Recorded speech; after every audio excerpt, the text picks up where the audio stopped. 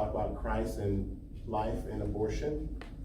A topic I haven't done a series on yet, but I need to probably do one on sometime soon. If you have the notes or if you have the book, hopefully you've read along with it. I only cover a little bit of this because I didn't get to read as much as I wanted to today, so I don't want to talk about stuff I haven't read, but I'll cover what I've gone through. Let me read to you just a little bit from the book. Luke chapter 4. He's talking about the issue of abortion, and I don't know where you stand on abortion. I know where you should stand as a Christian, but I don't know where you stand because we've never had any conversation about that here.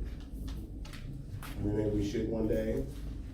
But I found a lot of the information that was in the book very enlightening, and I'll read some of that to you because I think it will be helpful.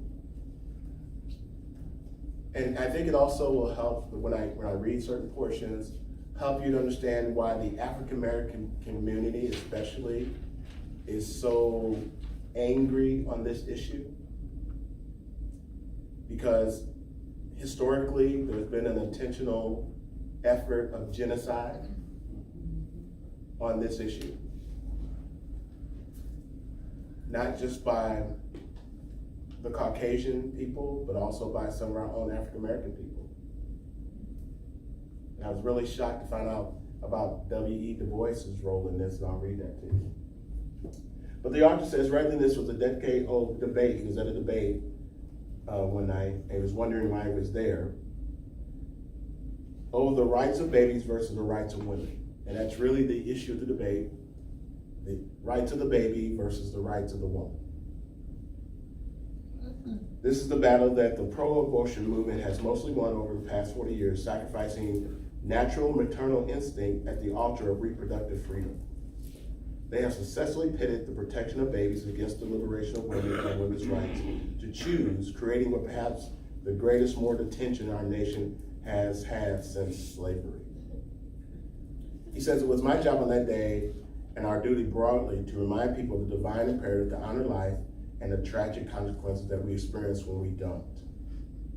Deuteronomy 30:19 says, therefore choose life that you and your offspring may live. Now, one of the things that doesn't get talked about a lot on this abortion issue is the fact that a lot of violation of God's directives on sexual purity are leading to the abortions. Anybody know what I mean by that? If we weren't violating God's guidelines on sexual purity, there wouldn't be as many abortions. Because you're trying to get rid of a life that in many cases, not all, came about as a result of you violating the fornication guidelines of Scripture. So people want to do their sin, but then they want to do something to get rid of the consequence of their sin. And that's not going to happen. Well, in their minds, it does happen because they're getting rid of the baby. Right. Oh. Okay. And I'm believing we're not starting at the right point on the abortion issue. Amen. Because we're not dealing with the immorality of the sin that makes the abortion necessary in many cases, not all, but in many cases. If there wasn't the sexual immorality that led to the pregnancy, Then we wouldn't have to worry. then you would have as many abortions. Everybody follow that? So in my contention, I don't think we're starting back far enough as a church. The Apologetics' defense of creation, the moral law of the Ten Commandments, and the crucifixion are intricately intertwined with our proclamation of Imat Deo. That means we're created in the image of God. We're all created as human beings in the image of God. The belief that therefore we all have value because we're created in the image of God. The belief that all persons are created in the image of God and therefore are worthy of value and dignity. Therefore, because you are created in the image of God, everyone has the same value and dignity based on that creative image. From the womb, tomb. And our society is divided up normally into two camps. Those who are worried about life in the womb and those who are worried about life on the way to the tomb. Biblically, you're worried about both. You're worried about life before it gets in the womb, and you're worried about life after it gets to the tomb. Does everybody understand that? See, the Christian message is not only worried about taking care of you while you're on the way to your tomb, it's worried about what's going to happen to you after you die.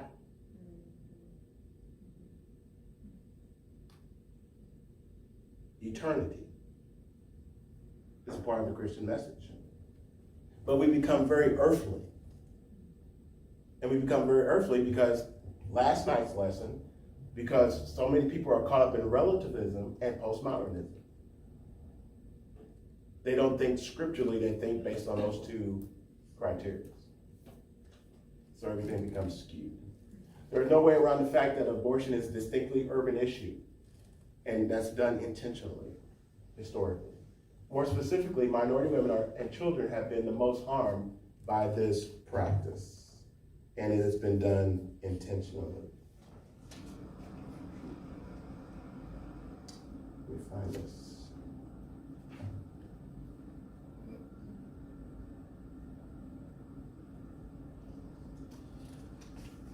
Margaret Sanger was the big proponent of this. Listen to this. There is no surprise to those who are familiar with the racist agenda origins of the birth control and abortion movement.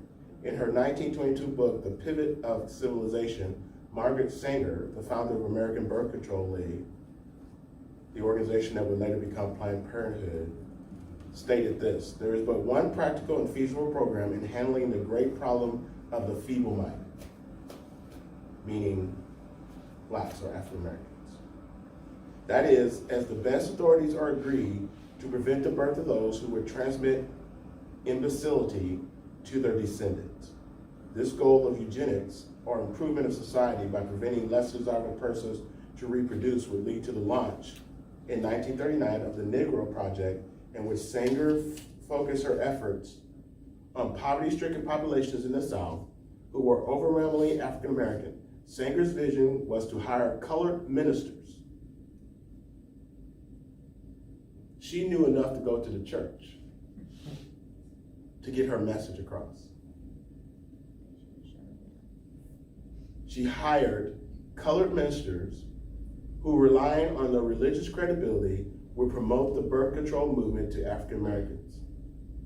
In a frankly worded letter to supporter Clarence Gamble, who is an heir of the Procter & Gamble fortune, she wrote, "We do not want word to go out that we want to exterminate the Negro population," even though that's what she really wants to do. "And the minister is the man who can straighten out that ideal if it ever occurs to any of their more rebellious members." Are y'all hearing this? Mm-hmm. Sadly, even some prominent black leaders adopted this disastrous way of thinking. Such notables as W.E.B. Du Bois had earlier written, these are his words, "The mass of ignorant Negroes," he distinguishing here between the ignorant and the educated, "still breed carelessly and disastrously, so that the increase among Negroes, even more than the increase among whites, is from that part of the population less intelligent and fit and least able to rear their children properly." Quote unquote. Listen, this is why I say be careful about all these agendas. These people will use the church. And we just hop on the train.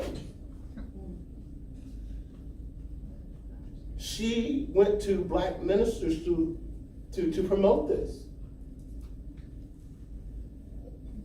And some of the key leaders of that time to promote this agenda. Because even they felt there were certain types who should exist and not exist. This is in our own people group as African Americans. And we just join these causes and these movements and don't even think about it. Because there's no critical thinking anymore. This type of thinking has created our current situation in which a disproportionate number of abortion clinics reside in urban communities. Odds are that the average person you and I will encounter in ministry has had his or her thoughts and convictions about abortion shaped by the propaganda of the pro-choice movement instead of the ethical guidelines of Scripture.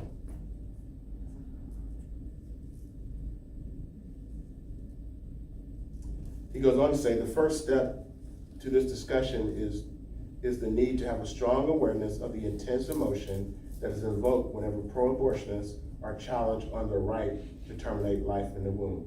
Emotion ranging from defensiveness or hostility to rage are not atypical when one confronts this subject. This is a battleground subject. Amen. People have very short fuses on this subject. They're not very rational when it comes to this subject. And I'm talking about in the church. And Scripture clearly speaks on the value of life. Listen, see, I'm a critical thinker. Things are just very logical to me most of the time. If at conception, it's not a life, why are you trying to terminate it? If it's not a life and you leave it alone, you know it's a life because you know if you leave it alone, what? 9 months later, this baby gonna pop out. You're gonna get fired. But you're trying to say there's no life. That sounds. But that's what happens when science trumps Scripture. That's what happens when there's no truth or standard of truth that everybody needs to go by. That's what happens when the what? The preferences and desires of the individual outweigh the community. This is how you get here. And for the ministers not to know better, when we just read what we went through about leaders, shame on us.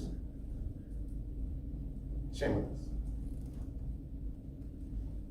Since 1972, the percentage of white women who have had abortions steadily decreased, while the number of minority women who have chosen to terminate the life of their unborn child nearly doubled from 23% to 43.8%, and that's probably higher now. These statistics are a little old. There is no surprise to those who are familiar with the racist origins of the birth control and abortion movement. This goal of eugenics, as we've already said, on improving a society by preventing less desirable. See, it's most of you are old enough. You guys remember that movie, Logan's Run? Mm-hmm. You remember the theme of the movie?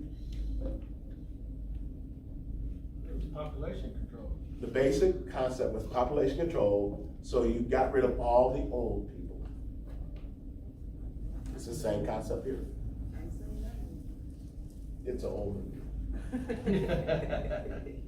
Might have been before your time.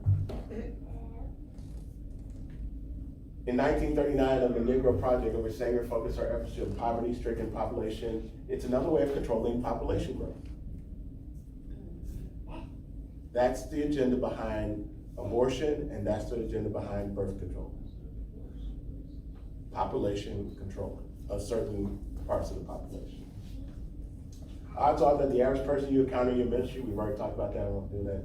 Simply define, autonomy means self-determination or more independent. This is really what it's all about. Nobody has the right to tell me what to do with my body. I'm an autonomous being. I'm an independent being. I should be able to decide what I do with my body.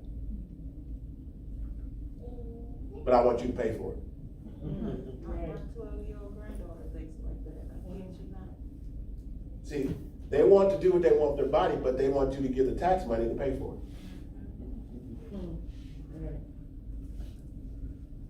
It's just twisted thinking. I want to go out, do what I want to do, have the fun I want to have, but when there's consequences, then I don't want to be independent anymore.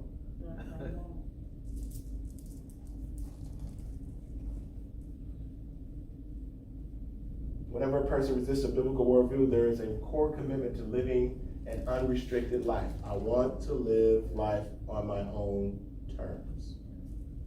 But I don't want to deal with the consequences on my own terms.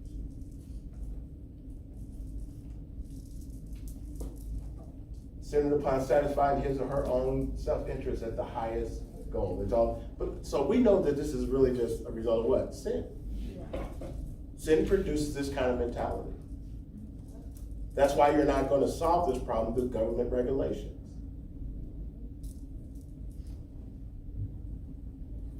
One's self-interest governs daily decision-making and activities in order to protect oneself from a guilty conscience, and that I don't want to have to deal with my conscience. I don't have to deal with the baby. But they don't realize that your conscience is also going to deal with you when you take this life.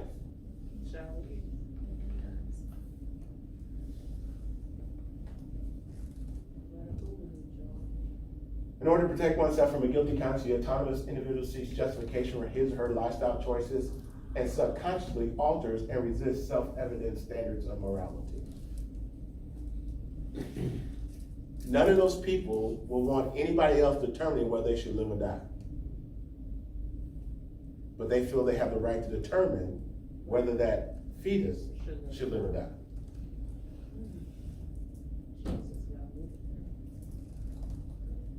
From slavery to present, the growth rate for the African American population has been cut in half as a result of abortions. This has been a major tool for sifting out certain levels or certain aspects of our population. Demographers and historians frequently attribute this change to external factors such as poverty, disease, and coarse birth control, rather than the deliberate agency of African American women. Listen, it's your choice. We have to stop blaming people for the choices we're making when it's our choice. True.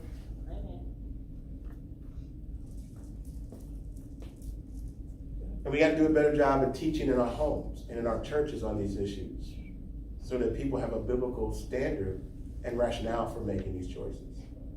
And that we have not done a good job. As you see, the church really was a part of this, getting any legs or any momentum in our culture.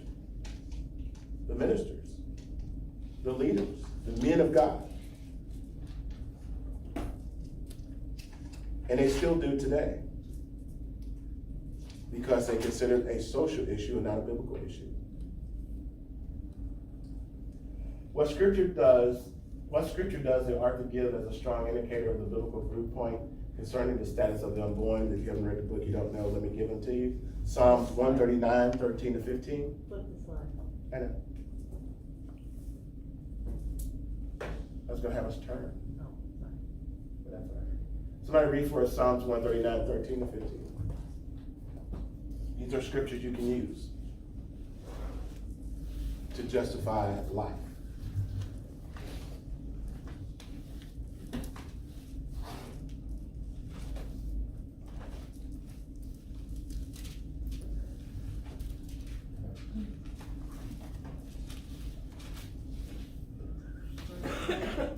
Huh? For you formed my inward parts. You covered me in my mother's womb. I will praise you, for I am fearfully and wonderfully made. Marvelous are your works, and that my soul knows very well. My frame was not hidden from you when I was made in secret, and skillfully wrought in the lowest parts of the earth. Do you understand why we got to get rid of God? We We got to get rid of the creator. Because if he creates in the womb, and he puts all the parts together in the womb, then it's life in the womb. So I have to get rid of God. I need evolution. I need Big Bang Theory. There can't be a creator God. And I would rather have my sin than have there be a God who's creator. Because then my self-independence, my self-autonomy does not work. How about Exodus 21, 22 to 23? Sister Cup, would you get Galatians 1, 15 to 16, please? When men strive together and hit a pregnant woman so that her children come out, but there is no harm, the one who hit her shall surely be fined, as the woman's husband shall impose on him, and he shall pay as the judges determine. But if there is harm, then you shall pay life for life. See, under the Mosaic covenant, under the Mosaic laws, there were consequences for causing a woman to miscarriage or to abort the child. Because life is valuable to God. Because the life is what? Created in the image of God. And if you destroy that life, then your life should be what? Forfeited. Aren't y'all glad we don't live under Mosaic law anymore? Wow. But the principle is still the same. It's still murder. This is just how God's people dealt with these issues. But, I mean, it was the norm or okay to beat or hit or whatever a woman, right? No, it was not acceptable to hit a woman, but What do you mean it wasn't acceptable? it wasn't acceptable to hit a woman. Because if you hit a woman and she got a husband, then he had the right to knock you out and hurt you. So it wasn't acceptable, no. I mean, but it was all right for the husband. I'm trying. But it was all right for the husband too. No. In secular pagan culture, I'm talking about in Bible time now. well, this is Bible. Yeah. It's never acceptable among God's people. No. Okay. But this happened in the surrounding. See, the laws are given to make them distinct from the other cultures. So other cultures were doing all this kind of stuff. Okay. We're gonna see that Sunday when I talk about what was happening with women back in this time in the context.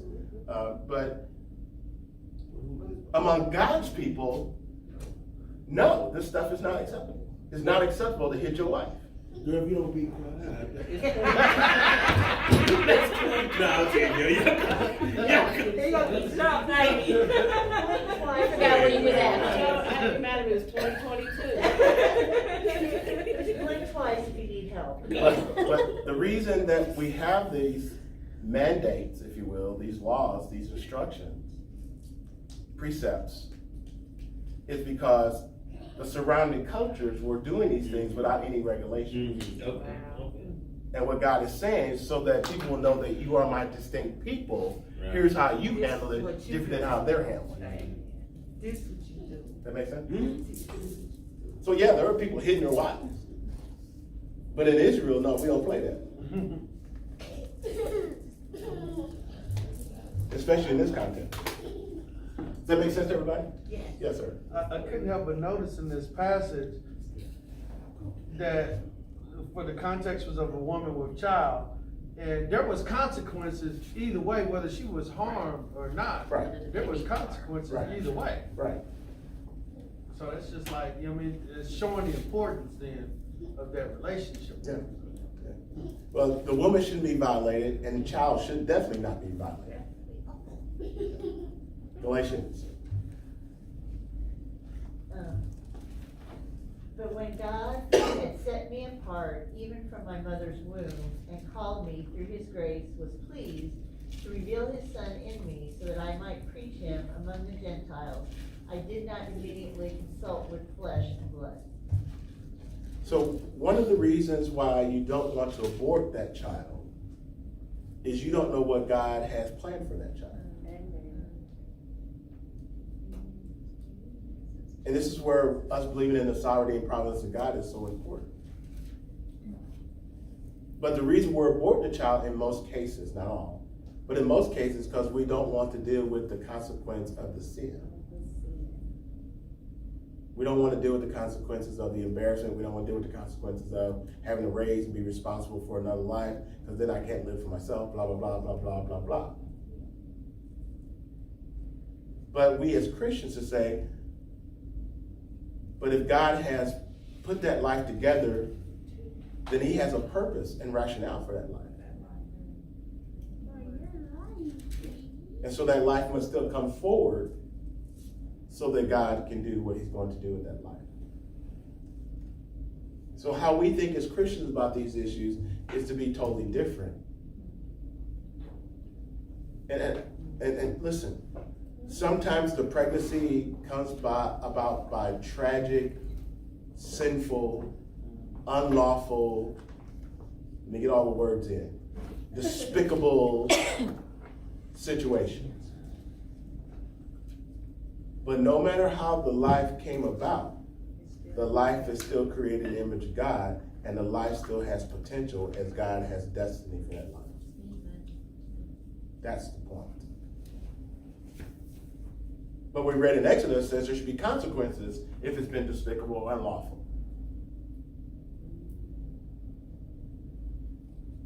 But you don't get rid of the life because you didn't like the way it came about. Hello? Fortunately, Joseph didn't tell Mary, you need to have an abortion, because I know it wasn't me.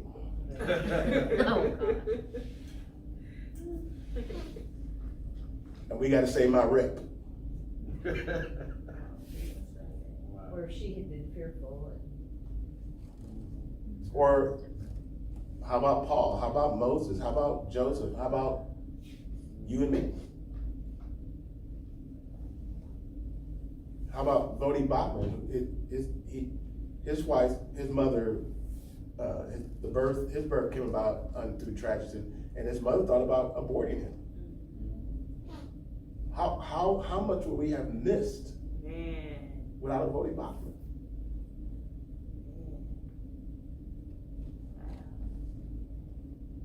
Life begins at a particular moment in time. It does not build slowly from unlife to life. At the moment of conception, there is life. That's what the Bible teaches. If you're willing to get real theological about it, if God had predetermined you before the beginning of time, your life really began in the mind of God at that time. Think about that.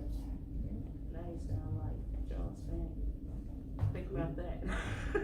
Both the biological, we don't, but see, we don't. He says that a lot. Think about it. Both the biological and biblical evidence support the Christian belief that the origin of life is in the womb. It's important to remember that our compassion for life should extend beyond the unborn child. It's from the womb to the tomb. And really, as I said, after the tomb, because it's about eternity also. See, when people come to faith in Jesus Christ, you have not just changed your life as it is on earth, you changed your life for eternity. We have to think of it that way.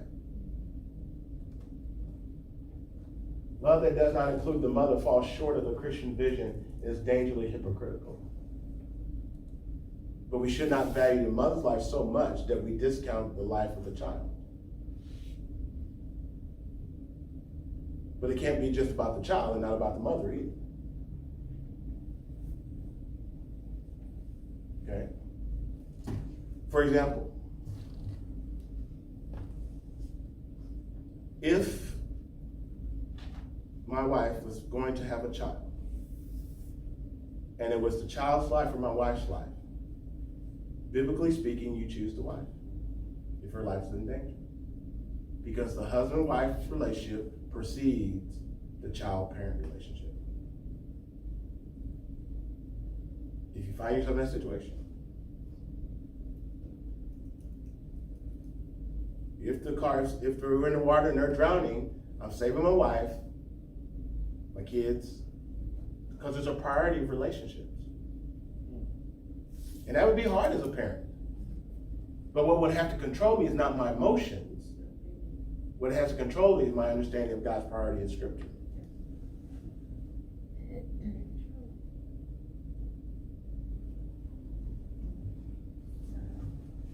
I'm concerned about both.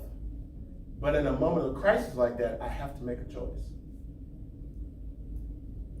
And that's why I need to know what my Bible says, so I don't have to think about my choice. Amen. By offering grace to the wounded and life protection for the unborn, we are a faithful reflection of Christ's love for the world that he created. That woman needs to be ministered to. That woman needs to be cared for. That woman needs to be helped to see the value of their life and the potential of their life as God sees it.